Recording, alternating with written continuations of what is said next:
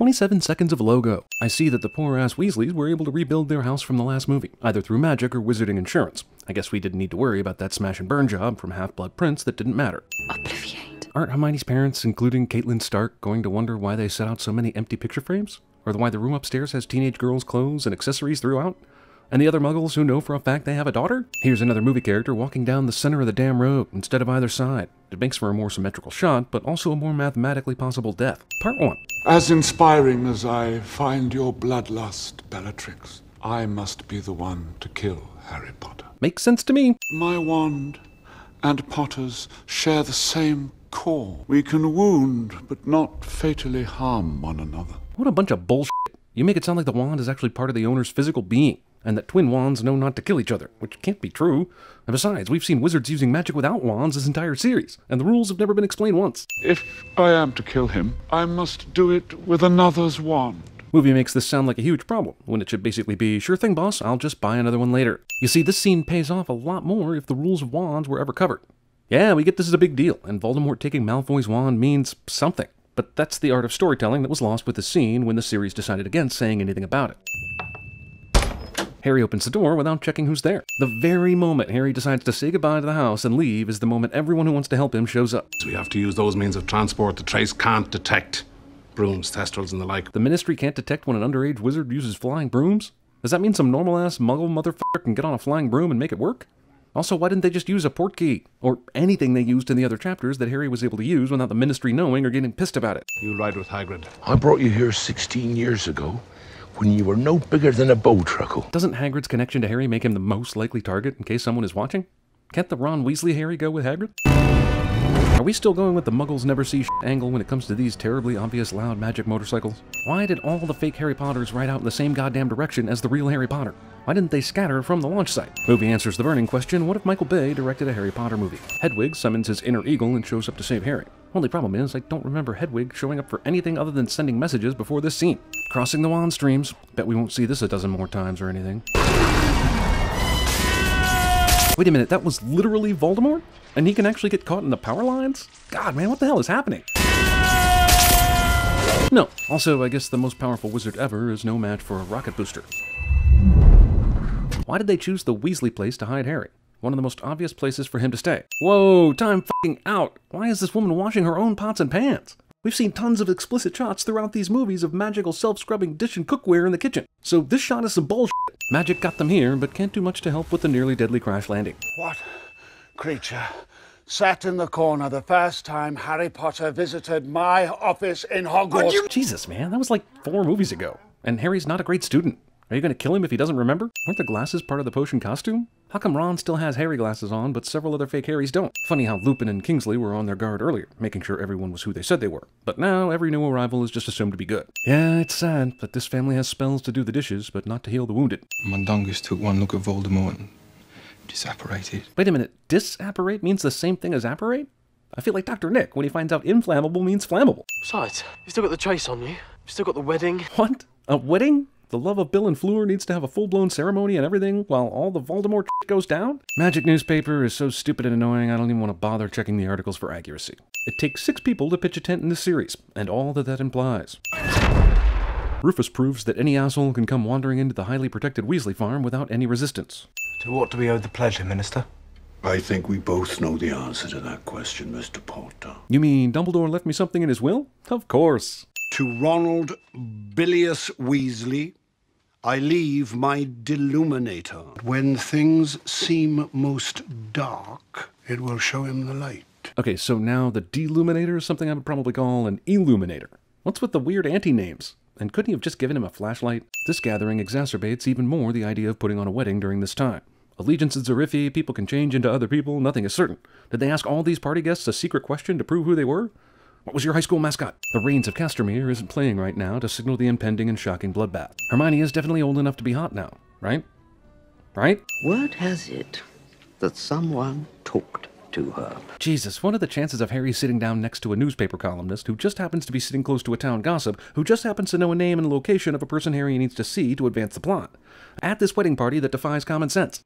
How would Harry have gotten this name any other way? What's the point of all the magical protection if these smoky dicks can just come in without the slightest delay? These people walking into the coffee shop are here to kill Harry Potter, but miss their best chance to do it, and inexplicably wait until they're at the counter to pull out their wallets, tipping off Harry well before they attack and giving them better defense options. Also, how the f did they know Harry was in here? Movie rips off The Amazing Spider-Man, or inspires it, or shares storyboards with the production team. By the way, what the hell magic spells are they using that don't require any fake Latin to work? If we kill them, they'll know we were here. Apparently, they already know you're here, so what the f***ing Obliviate. Well, that's the second time that spell has needed to be used, but I can't help but think that this was invented specifically for this movie and to rip off Men in Black. Maybe you still have the trace on you? Can't be. Trace breaks at 17 is wizarding law. How long has this story been going? Harry wasn't 17 when Mad-Eye and everybody came to his house, and now he is. But damn, it's been like, what, a week? They couldn't have waited until Harry turned 17 so he could do magic without the trace? What was that all about? Probably Mad-Eye's idea. In case Snape decided to come snooping. If you say so, it clearly had you guys running out the door, so a master wizard like Snape would definitely have peed his pants and ran. Oh, men in Revelio. We're alone. How did that magic spell know not to include Harry and Ron in the search results? Sweet! Part 2, Harry Potter and the Chamber of Flashbacks, the director's cut. Now that 40 minutes have passed, we can officially bring you bonus footage they couldn't show you in theaters a mere 17 minutes ago. Future romantic pairing makes zero sense, given what I know about attraction. So movie ignores me and puts in this cutesy their hands almost touch while they're sleeping scene, to have Harry Potter fans squeak, or whatever we're calling orgasms these days. Harry goes into his dead uncle's room, which gives me pause, and makes me feel sad, because Harry spent all night on the couch when he could have just slept on this bed. What, you found a bed too? Damn, there are beds all over the place. It makes you wonder why they decided to spend time sleeping on the couches and the floor. Oh. Regulus Arcturus Black. R.A.B. You know, R.A.B. Surely you remember that from the quick glimpse of Harry's Hitchhiker's Guide to Horcruxes earlier in the movie. Or that brief mention of R.A.B. in the Half-Blood Prince that came out a year and a half before this one. You remember they were trying to figure out who that was, right? I gotta tell you something embarrassing. I completely forgot. Also, much like everything in this series, something once considered hard to figure out is handed to them on a Harry platter, so that they can advance the Harry plotter. And I will be dead long before you read this. I know I will be long dead before you read, watch, or hear this cliche. Oh good, now someone who could advance the plot even further is hiding in the closet right this very moment. Did someone take it? He came in the night. He took many things, including the locket. He doesn't really have a name, but definitely a penis. Cute piano lessons. Who was she? The witch, do you know? No. But this random newspaper on the floor does. I'm just going to sit down and relax, because Harry's entire quest is going to be solved by plot bots. The movie puts in the guy from The Departed, who you didn't know was also in Braveheart, and expects me not to be distracted by that. We flush ourselves in. Yeah, I don't believe it either. This is supposedly some secret way for ministry people to get to their job, but it's a public urinal any regular asshole could walk in and figure out things aren't quite right. Also, traveling by toilet. Also, come on.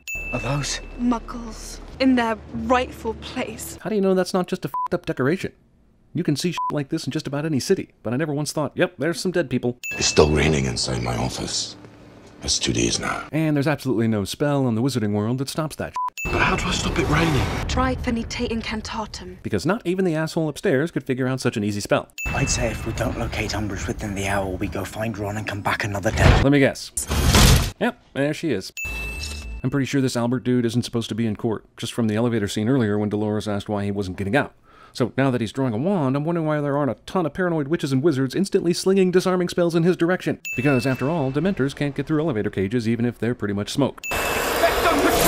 Why did you wait so f***ing long to do this? No one notices the most famous and wanted wizard in the world in the middle of the Ministry of Magic. And are there really no alarms going off right now? Knocked out real husband shows up just in time to see Weasley fake husband kiss his wife. Also, is there any reason why you would show up for work in your undergarments after getting knocked out and left in a room somewhere? Probably after your liver was extracted for the black market? You don't want to magic spell some clothes on? Again, what's the spell? Is it a stupefy spell? A kill spell? A speaking spell? And this guy has horrible aim, despite the fact that I feel like magic should be able to correct any deficiencies. Here's the Terrence Malick portion of the movie. Only one of many reasons why this bullshit is so long as to require 2 parts. Hurry quickly, in my bag. Was Hermione waiting until Harry got up to even think about the medicine she's carrying around in her bag? Was she just going to worry over Ron until Harry could do something she easily could have done? Hermione is home. What do you think she's asking you to get the medicine for? What happened?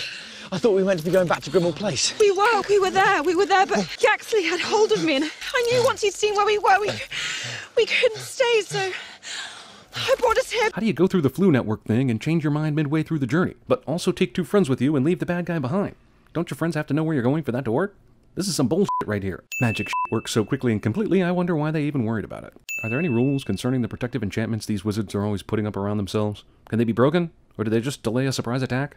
They didn't matter at the Weasley house earlier. Where am I supposed to find a tent? Again, this bag with a spell that makes it hold everything is somehow so useful you wonder why there are any conflicts in the magic world. Incendio. This is exactly what Hermione in this movie is saying to my heart. Also, how does the fire spell not burn the dried leaves surrounding the amulet? Defender!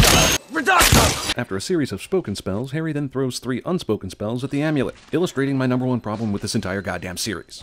Dumbledore sends you off to find all these Horcruxes, but doesn't tell you how to destroy them. Doesn't that bother you? It does me. Harry's Flashbacks Part 3, The Extended Prisoner's Cut of Azkaban. Better?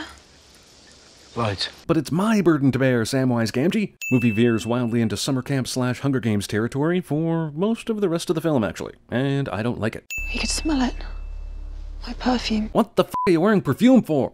Ron isn't strong enough to apparate. We'll go on foot. Well, that seems like some pretty convenient plot device shit right there. Here begins one of the most infuriating parts of the entire series. The Ron gets jealous of Harry and Hermione rigmarole. The entire part 1 will waste loads of time on this, and camping. If this movie had been a standalone film that didn't depend on every other part before it, it would have made £4 at the box office. Watch it, guys. There's a mimic hiding somewhere in one of these trailers. In the Chamber of Secrets, you stabbed the basilisk with the sword of Gryffindor. Its blade is impregnated with basilisk venom. Well, hot damn. That's convenient sanity. That's why Dumbledore left it to you in his will. I can maybe see why he didn't spell out the reason for the sword in his will, but couldn't he have at least left a riddle? You are brilliant, Hermione. Truly. Except for the perfume thing. I still can't figure that shit out. Be you to carry on. Don't let me spoil the fun. Too late. You think I'm not listening too? You think I don't know how this feels? Skip. Salvio Hexia. Perfumus finito. I feel badly about what happened between Ron and them. It's going to take a whole movie before I get over it. We can waste time because there's a part 2 dance. Snitch tasting. Hidden words ex machina. It isn't part of the book. Somebody drew it. Luna's dad was wearing that at Bill and Fleur's wedding. That bullshit wedding was beyond helpful to the quest. They never bothered to ask anyone what it meant, so a completely random run-in with the dude from Notting Hill completely saves their ass here. You know who almost died there? Haven't you guys long been calling him Voldemort? No longer scared of the name? Isn't that exactly the type of place he'd be likely to hide a Horcrux? Why didn't Voldemort bury a Horcrux under an Ask Italian restaurant, or somewhere not obvious? Why was he so sentimental as to where parts of his soul were hidden? Hermione wipes off the one grave that just so happens to have the symbol important to the story. So the plan was to turn the snake into Bagshot and then attack Harry once he got him into the house? First off, the snake is one of the Horcruxes, so that puts one of them in immediate danger. Second off, why don't you just have someone else be Bagshot, who could just Avada Kedavra Harry into oblivion? Snake decides, I'll just go with the jump scare attack. Surely it will catch them completely off guard because they started playing Monopoly after I fell in the hole in the floor. More camping! I tried to mend it, but wands are different. It's done. Leave me yours. And there was no drama about Harry taking Hermione's wand. I'll take the locket as well. Is there any reason why they still need to take turns wearing the locket? Couldn't they just leave it in the tent or something? The locket is apparently like the ring in Lord of the Rings, but they aren't transporting it to Mount Doom, they're just camping. There's no need for the burden, at least not right now. Apparently, there's no spell for warmth. A second Dear Jesus returns to Ex Machina the f*** out of this series even more. Need a break in the case, Harry? Here's the glowing deer of requirement. Just think, if Hermione's parents had never taken her out here years ago, they would have never camped here. And Harry would never have gotten a visit from the hollow deer of truth to lead him to the sword of Gryffindor, which is randomly here like a treasure in an RPG. These stories need to go to rehab for how many times they rely on four-leaf clover appearances and rabbit's foot magic to bail the main characters out. Voldemort's smoky drive-in theater plays a PG representation of Ron's worst fear. Also, Ron's worst fear is more likely to make him angry rather than scared, so you should have kept it up with the spiders. And now you're dead, Horcrux. You are so very dead. And how is it that you just happen to have the sword of Gryffindor? It's a long story. Well, no, it's not actually all that long. It's just unbelievable is all. Christmas morning, I was sleeping in this little pub, keeping away from some snatchers, and I heard it. Haha, those its have powerful sound, don't they? So here's Ron explaining that the thing Dumbledore gave him not only does funny things with lights, it also takes you wherever you need to go if you hear a voice, let a light pierce your heart, and like Huey Lewis, believe in the power of love. We'll never hear about this thing again because it's just here to keep the plot moving. But man, what a useful thing this could be if it could take them to the Horcruxes. Ah well, I've already forgot about it. Ding! Just hoped that one of you would show yourself. And you did. Well, no, Harry was underwater and drowning, so he did not show himself. It's amazing you even came by the pond in the dark, but what the hell do we expect at this point? I'm going to have Ron Weasley's baby's face. I've always liked these flames Hermione makes. Me too. Oh, you meant the literal. Got it. I think he knew that somehow I'd need it to find my way back, and she'd lead me. If Dumbledore had that kind of foresight, he wouldn't be dead. You need a wand, don't you? According to this movie's first scene, casual wand exchanges can lead to STDs, but Harry can pick whatever wand he wants because Doe religion allows it. It's a blackthorn, 10 inches. Nothing special. Size queen. Took it off a snatcher. Why is this dialogue about wands and snatchers making me anxious? It keeps cropping up. In Beedle the Bard, in the graveyard in Godric's Hollow. It was there too. Harry Potter and the Deathly Hallows Part 1 tries to break the pronoun game record. Synchronized tea drinking. A symbol. You mean this? Yes. Benjamin Gates will already have this magical Knights Templar bullshit solved. Well, it's the sign of the Deathly Hallows, of course. Roll credits. You're all familiar with the tale of the three brothers. I have it in here. Of course you do. There were once 3 brothers who were travelling along a lonely, winding road at twilight. Midnight. Mum always said midnight, but Twilight's fine. Better, actually. Ron betrays the Harry Potter series by saying Twilight is better. I bet he's even on Team Jacob, the bastard. Also, Ron is only in this movie to boost the runtime through buffoonery that is excessive even by Ron standards. Now the movie's taking a page from Prince of Egypt, because really, what choice did they have after deciding to devote several minutes of screen time to a character reading us a children's story? Only when he attained a great age did the youngest brother shed the cloak of invisibility and give it to his son. Wait, did the youngest brother f*** with the cloak of invisibility on? How did he get a wife when he was invisible? The youngest brother had some mad game. They were angry, you see, about what I'd been writing, so they took her. The heroes touch a thing and are instantly whisked to a place that just happens to put them in the middle of a bunch of snatchers. I'm just going to take note of how they completely abandoned their bags and backpacks here, because I'm assuming at some later point in time they're going to magically reproduce something that was in one of those bags. Let's pencil in a sin here, and I'll take it off later if I'm wrong. Why are they running? Why not run together and apparate again? Why not use that spell you used in the first goddamn movie that turned Neville frozen? God, these movies drive me f***ing crazy. A f***ing foot chase in a superpowered magical wizard movie should just not happen. The shaky cam is strong with this one. Once again, a magical person does not need to speak the spell out loud in order for it to work. And this one is extremely specific. Harry Potter's Flashbacks Part 4, The Goblet of Remembering. The Elder Wand Lies with him, of course. Of course, him! You know who's found the Elder Wand? You mean, just now? You've been dreaming this for months. What has Voldemort been doing this whole time? And what's with the continued use of you-know-who, you pansy-ass motherfucker? All bad guys are rapists. Yes. What is wrong with his face? He came to us like that. Something he picked up in the forest, I reckon. Ran into a stinging jinx. Or a crackerjacker, am I right? Give me a wand. We'll see what her last spell was. Wands are f***ing iPhones now. It was in her bag when we searched her. So you dumb assholes trekked back the 500 f***ing yards you chased them to retrieve the backpacks? Call me skeptical. Well, good thing they keep a lantern handy down in the Malfoy dungeons. What are you doing here? Dobby's come to rescue Harry Potter, of course. Dobby will always be there for Harry Potter. Except when he fights a snake, or when the Snatchers decide to take him to the Malfoy house in the first place. But sure, Dobby's there to save Harry Potter. I know Wormtail is stupid, but f*** it. Thankfully, Bellatrix is taking her sweet-ass time interrogating Hermione so that there will still be a Hermione for these dudes to say. Dobby prefers the unhook the chandelier and cause a disturbance method rather than using, elf magic to save the heroes. Of course, the old falling chandelier gag causes Bellatrix to shove Hermione away from herself and toward Harry and Ron. Man, that gag is consistently useful. Dobby only meant to maim or seriously injure. Hilarious, but can't elf magic do the same thing? Dobby is a free elf. Because of that accidental sock loophole. I will never forget that bullshit. Why do they need Dobby's help apparating at this point? They have wands. They were doing it on their own earlier. The f***, man. Also, apparating will now take forever, so that Bellatrix has time to throw a knife across the room before it's over. Bellatrix's knife goes into a disappearing vortex of whirlwind bullshit, and still somehow ends up stabbing Dobby with it. Such a beautiful place. Tell me about the rabbits, George. Movie expects me to feel horrible for Dobby, and movie is wrong, because the movie is responsible for putting him in this situation. Dobby funeral. Now he's super duper powerful. Now that Voldemort is upgraded, he's no longer a piece of shit run-of-the-mill wizard. Damn, 2 hours, 26 minutes of setup. Awesome. Goodbye, money. Also, half a movie is half a movie. And, oh yeah, 12 minutes of credits.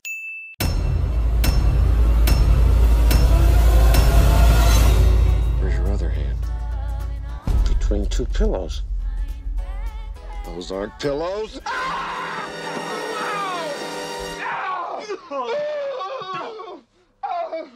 Gentlemen, I want this terrorist found, and I want him to understand what terror really means. England prevails. If you build, he will come. Who gets Atlantis off the maps? Who keeps the Martians under wraps? We do. We do.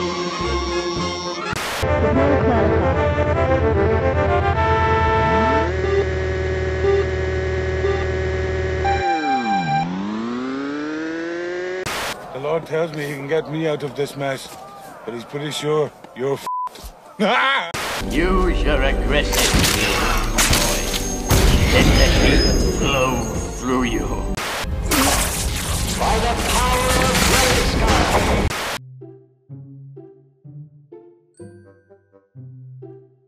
Maybe no movie's characters were more needing of a Nature Box membership than Harry, Ron, and Hermione in Deathly Hallows Part 1. They spent half the movie on the run in the woods, the perfect scenario for healthy energy-providing snacks. And in the Harry Potter universe, I'm thinking that version of Nature Box can deliver that stuff by, like, owl, directly to wherever you happen to be in the world, right? I mean, awesome! Here in the real world, Nature Box does not deliver by owl. Say it ain't so, Joe. Say it ain't so. But they do the next best thing, free shipping direct to your door. If you want to get in on the deliciousness and be more prepared than Harry freaking Potter was, head on over to naturebox.com/CinemaSins. They want to send you a free sampler for your first month containing 5 of their most popular snacks. So, the next time you're running from evil wizards and hiding out in ridiculously huge on the inside tents, make sure your stomach is taken care of with some tasty snacks. Trail mix seems like a perfect choice for the occasion, wouldn't you say? Brilliant but lazy. naturebox.com/CinemaSins. Free sampler box of awesome snacks. I can't think of any reason why you're still watching this. I move out.